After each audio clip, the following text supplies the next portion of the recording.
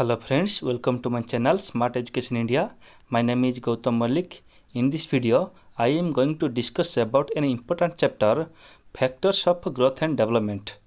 So एथिरे मु तो पढ़िबा को जाउची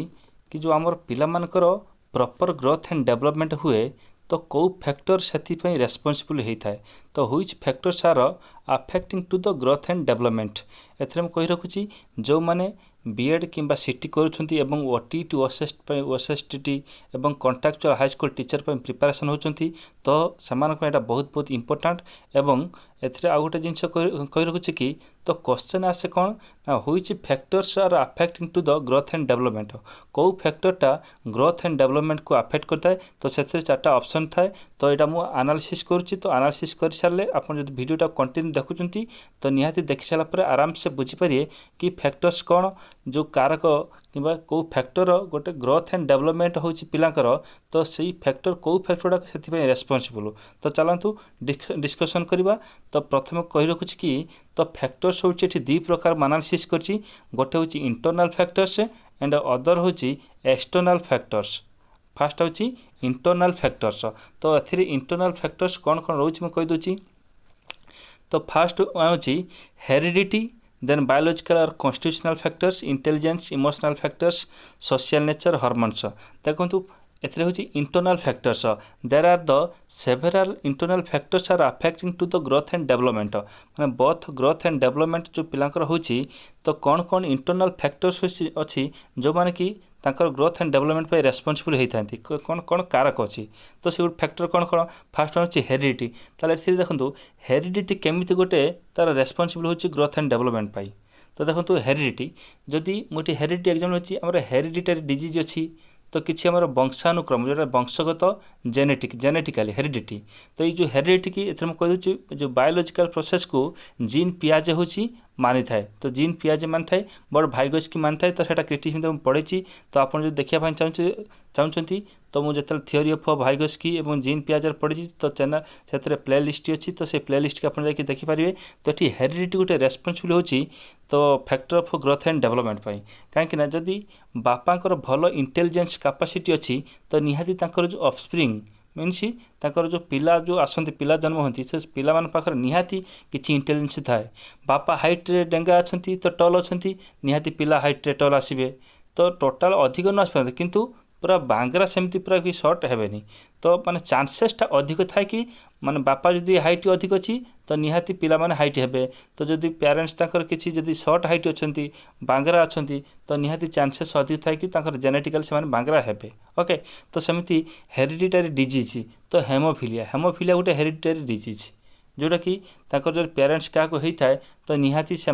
पिला हेमोफिलिया होता है ओके तो हेरिडिटी पूरा आप बुझे तो हेरिडिटी जोटा हूँ जेनेटिकली तो जेनेटिकली बापा इंटेलिजेंस पिला इंटेलिजेंस हो पारे बापा टलेस्ट अच्छा तो पिला टलेस्ट हो पार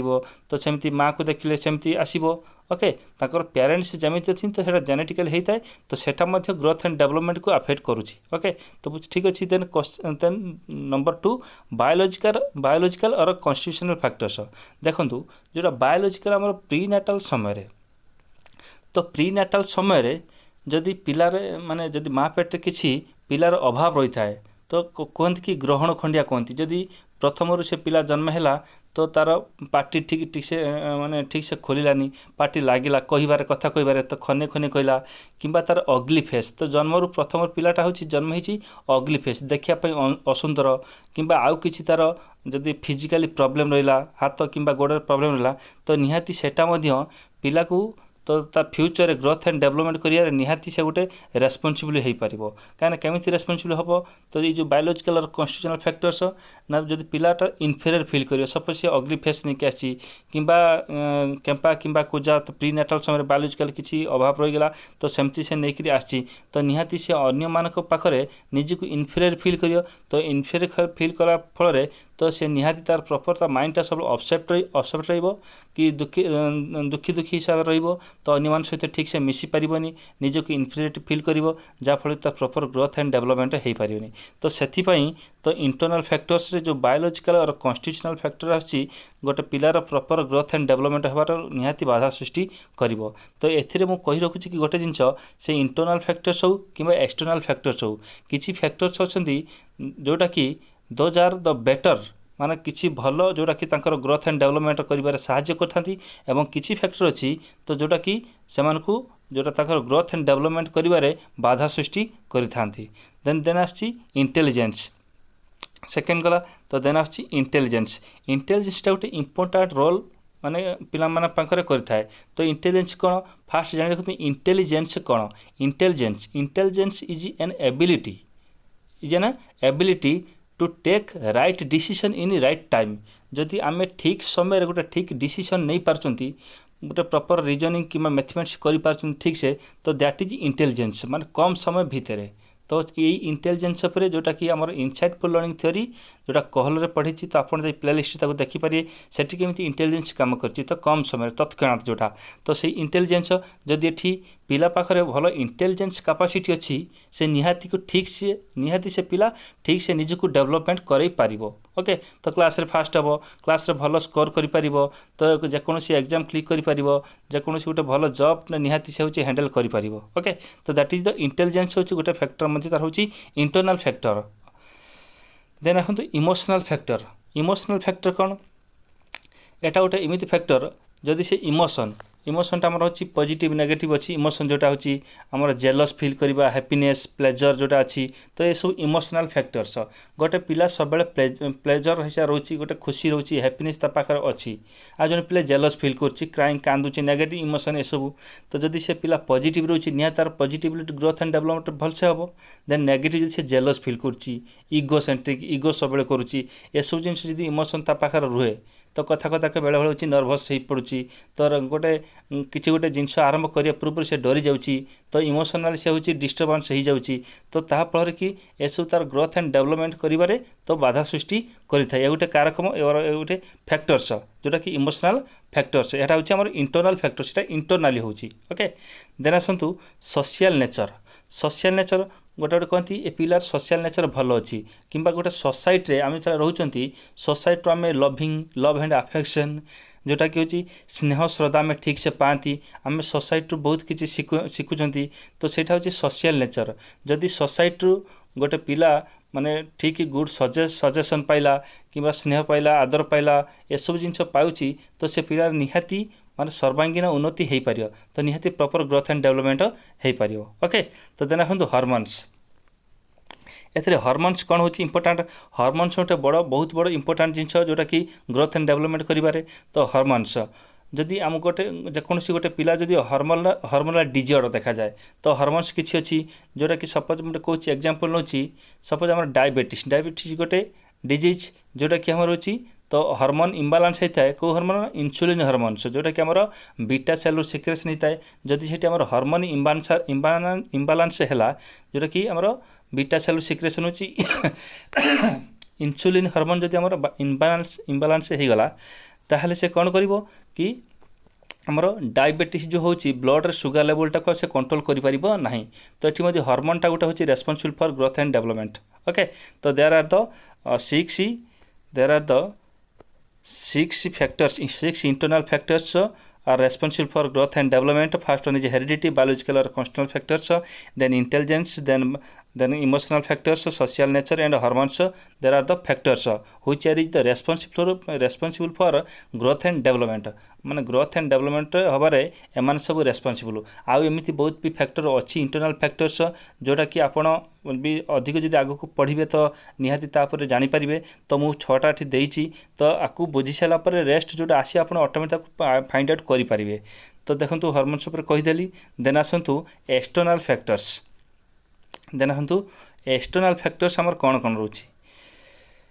there are the several external factors are responsible for growth and development माने एथि एक्सटर्नल फैक्टर्स कौन कौन होची जहाँकि पिलामानकर ग्रोथ एंड डेवलपमेंट पाई आइदर से बेनिफिट होची किंबा ताको डेवलपमेंट करोची किंबा तार होची सेठी तार बाधक साजुची किंबा होची ऑब्स्टैकल साजुची तो फर्स्ट वन होची एनवायरनमेंट देखंतु गोटे एनवायरनमेंट गोटे इंपोर्टेंट जिंस तो एनवायरनमेंट केमिति ग्रोथ एंड डेवलपमेंट को होची अफेक्ट करूची how is environment to affect the growth and development first one हूँ फिजिकल एनवायरनमेंट तीन प्रकार गोटे हूँ physical environment then social environment then psychological environment जो देखंतु जो फिजिकल एनवायरनमेंट रे कौन कौन आसीबो तो जो फिजिकल एनवायरनमेंट सपोज हमरो जो अच्छे आमर जोग्राफिकल एरिया रे तो देखिथिबे निहाती किछि जगह रे हमर जो सी फूड अधिक प्रोडक्शन हुए तो किछि जगह रे हमर होची माने माटी उर्वर रही है जोटा कि आमर फल चाष अधिक होता है कि अलग किसी चाष अधिक होता है तो जो एरिया रे जमीती हूँ न्यूट्रिशन पाइबे तो सेमती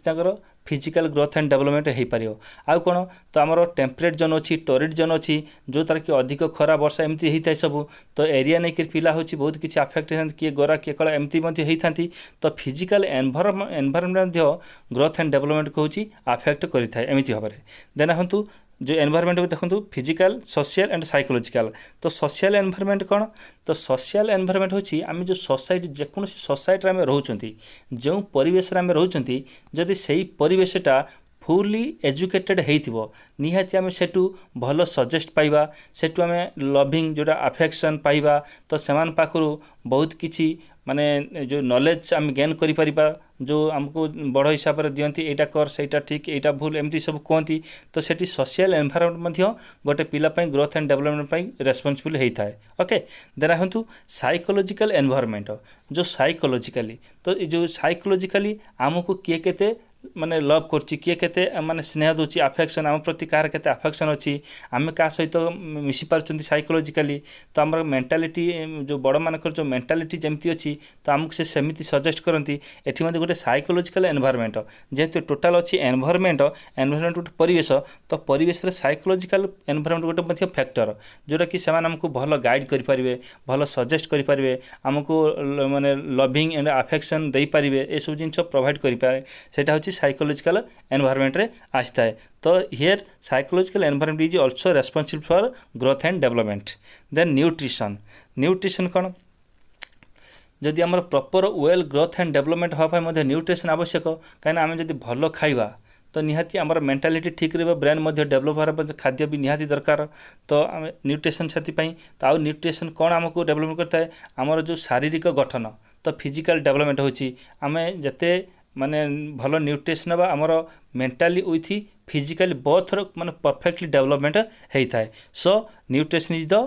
factor of growth and development then exercise आम गोटे नॉर्मल पिला आ गोटे एक्सरसाइज डेली करुवा पिला भीतर जब कंपेयर करवा तो नॉर्मल पिला जी बॉडर स्टामिना डेवलप हो तो गोटे एक्सरसाइज करुवा पिला ता बॉडी तो जो फिजिकल स्ट्रक्चर चेंज हो निहाती से स्टामिना एवं स्ट्रेंथटा अधिक तार डेवलपमेंट हो देन मेंटाली स्पीच रो मेंटाल स्पीच रहा मैंने इंटेलिजेंस कैपेसिटी